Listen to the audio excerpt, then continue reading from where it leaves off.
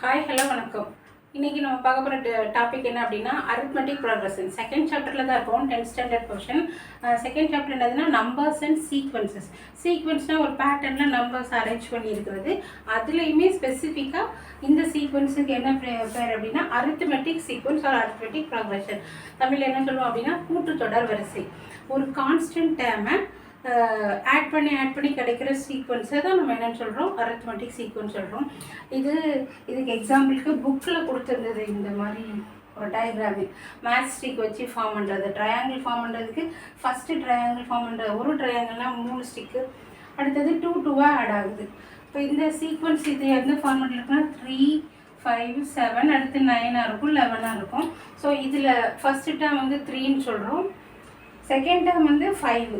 இந்த second டேர்முக்கும் first டேர்முக்கும் உள்ள difference சேமாக இருந்தது. அந்த சீக்வன்ஸ் ஃபுல்லாக 3 - 5 2 தான், 7 - 5 2, 9 - 7 2, அந்த மாதிரி மாறாமல் இருந்துச்சுன்னா அதைத்தான் நம்ம என்ன சொல்கிறோம், கூட்டுத்தொடர் வரிசை, ஒரு அரித்மெட்டிக் சீக்வன்ஸ். அரித்மெட்டிக் சீக்வன்ஸ் அப்படின்னா இந்த எக்ஸாம்பிள் புக்கில் இருந்தது. பட் இன்னும் ஃபெமிலியராக ஈஸியான எக்ஸாம்பிள் சொல்லணும் அப்படின்னா லோயர் கிளாஸில் மேக்ஸ்ன்னு எடுத்தோடனே நம்பர்ஸ் பார்ப்போம், நம்பர் நேம் பார்ப்போம்.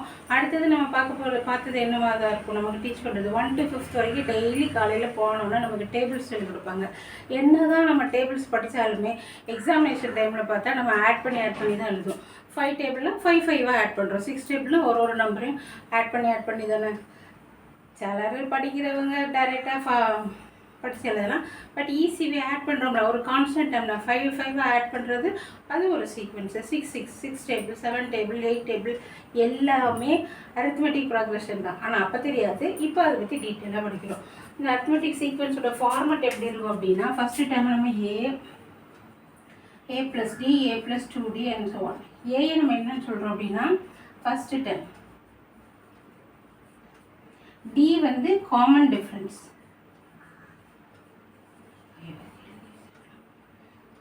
அந்த டியை நம்ம எப்படி காட்டுறோம், காமன் டிஃப்ரென்ஸ்னால் பொது வித்தியாசம். அந்த சீக்வன்ஸில் இந்த டியோட வேல்யூ வந்து என்ன ஆகாமல் இருக்கணும், சேஞ்ச் ஆகாமல் இருந்ததுன்னா தான் அது ஏபி.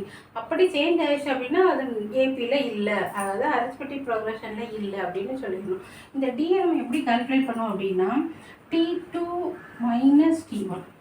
டி அப்படிங்கிறது டேர்மை ரெப்ரசன்ட் பண்ணுது. அதாவது செகண்ட் டேர்ம்லேருந்து ஃபஸ்ட் டேர்மை மைனஸ் பண்ணணும். அதே மாதிரி ஒரு சீக்வன்ஸ் வந்து ஏபி தான் அப்படின்னு நம்ம செக் பண்ணுறதுக்கு தேர்ட் டேர்ம்லேருந்து செகண்ட் டேர்ம் மைனஸ் பண்ணணும், ஃபோர்த் டேர்ம்லேருந்து தேர்ட் டேர்ம் மைனஸ் பண்ணணும். அப்படி சப்ராக்ட் பண்ணும்போது நமக்கு கிடைக்கிற ஆன்சர் வந்து சேமாக இருந்துச்சுன்னா அதை தான் நம்ம என்னென்னு சொல்கிறோம், ஏபின்னு சொல்கிறோம். இந்த சீக்வன்ஸில் nth டேர்ம் கண்டுபிடிக்கிறதுக்கான ஃபார்முலா என்னன்னா Tn = a + n - 1 × d. இந்த எக்ஸசைஸுக்கு இந்த 3 ஃபார்முலா போதும்னு நினைக்கிறேன்.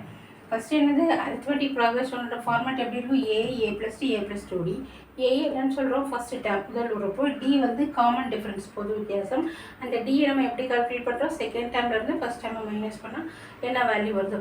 ஒரு சீக்வன்ஸு ஏபியில் தான் இருக்குது அப்படின்னு சொல்லணும்னா அந்த சப்ராக்ட் பண்ணி வர்ற நம்பர் வந்து சேமாக இருந்துச்சுன்னா அதை நம்ம என்னென்னு சொல்கிறோம், ஏபின்னு சொல்கிறோம். இல்லைன்னா அது நாட் அன் ஏபின்னு சொல்கிறோம். இப்போ எக்ஸசைஸ் 2.6 உள்ள சம்ஸ்லாம் பார்க்கலாம். எக்ஸசைஸ் 2.6 ஃபஸ்ட்டு சம்மு என்ன அப்படின்னா கொடுத்துருக்குற சீக்வன்ஸு ஏபியா அரித்மெட்டிக் ப்ராக்ரஷனா அப்படின்னு சொல்லணும். அரித்மெட்டிக் ப்ராக்ரஷனா டி காமன் டிஃப்ரென்ஸ் வந்து சேமாக இருக்குன்னு சொல்லியிருக்கேன். இப்போ இதுதான் ஃபஸ்ட்டு சம்மு. இது T1 T2 T3 3 டேர்ம் தான் கொடுத்துருக்காங்க. நம்ம டி எப்படி கண்டுபிடிப்போம், d = d1 2 டைம்ஸ் d கண்டுபிடிப்போம். ஏன்னா டி சேமாக இருந்தால் தானே ஏபியா இல்லைன்னு சொல்ல முடியும். d = T2 - T1. இதில் T2 வந்து என்னது, எனக்கு a - 5 மைனஸ் ஆஃப் a - 3. இந்த மைனஸை கொண்டு நான் உள்ளே மல்டிப்ளை பண்ணால் a - 5 - a + 3, a கேன்சல் ஆயிரும். -5 + 3 -2. d1 வந்து -2 கிடச்சி. அகே நான் d2 கண்டுபிடிக்கிறேன். d2 எப்படி, T3 - T2, T3 - T2. T3 என்னன்னு கொடுத்துருக்காங்க, a - 7 மைனஸ் ஆஃப் a - 5. இந்த மைனஸை கொண்டு உள்ள மல்டிப்ளை பண்ண அப்படின்னா a - 7 - a + 5, a கேன்சல் ஆயிரும், -2 அண்ட் ஸோ போய்கிட்டே இருக்கும். இப்போ நமக்கு d1 = d2 = -2 அப்படிங்கிறதுனால இந்த கிவன் சீக்வன்ஸ் என்னது, இட் இஸ் அன் ஏபி. இது ஒரு கூட்டுத்தொடர் வரிசையில் உள்ளது அப்படின்னு சொல்லலாம். செகண்ட் சப்டிவிஷன் என்ன அப்படின்னா அது ஃப்ராக்ஷனில் கொடுத்துருக்காங்க.